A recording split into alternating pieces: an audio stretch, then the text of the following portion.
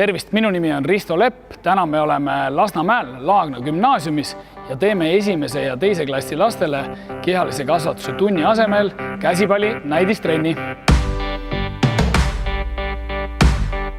Esimese käsipallitrenni eesmärk on siis selgitada lastele, mis asi üldse see käsipall on, teha neile kiirelt selgeks söödu, püüdmis- ja visketehnika ja siis loomulikult saada palliga sõbraks ja lõpuks ka omavahel seda käsipalli hästi lihtsustatud reeglitega mängida.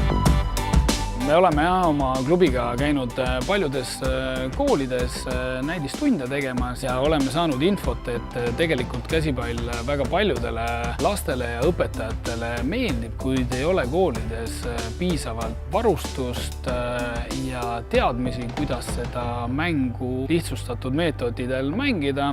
Me olemegi täna siia võtnud kaasa 8 väravat, oleme teinud siia väiklesse võimlasse 4 väljakut, oleme kõik lapsed saanud kaasata, kõik mängivad omavahel, keegi ei jää mängust välja. Viimastel aastatel on tõesti HC Tallinn suutnud Tallinnas väga paljudesse erinevatesse piirkondadesse jõuda, erinevatesse koolidesse. Mäng on läinud juba nii-öelda massidesse, kuid koolid veel ei ole kaasa tulnud. Meie prioriteediks on siin lähiaastatel saada kindlasti ka minikäsipall laste kehalise kasvatuse tundide õppekavasse, et siis kõik poisid ja tüdrukud saaksid seda juba mängida.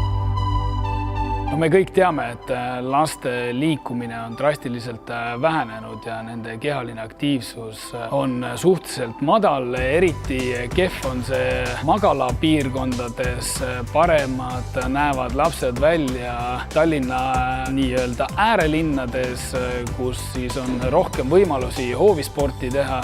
Loomulikult hakkab see kõik pihta ikkagi lapsevanemast, kui palju nad lapsega ise tegelevad, kui palju nad lapsest hoolivad, kõik autoga kooli viimised, toomised tuleks ära unustada, kui laps ikkagi suudab ise kooli minna, värskes õhus viibitakse vähem.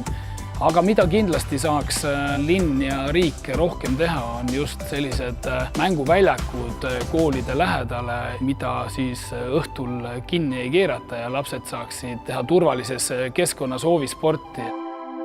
Kui lapsed mängiksid rohkem kehalise tunnis käsipalli, siis nende koordinatsioon, kiirus, otsuste tegemine, kõik selline, mis ühe pallimängu juurde käib, areneks palju kiiremini.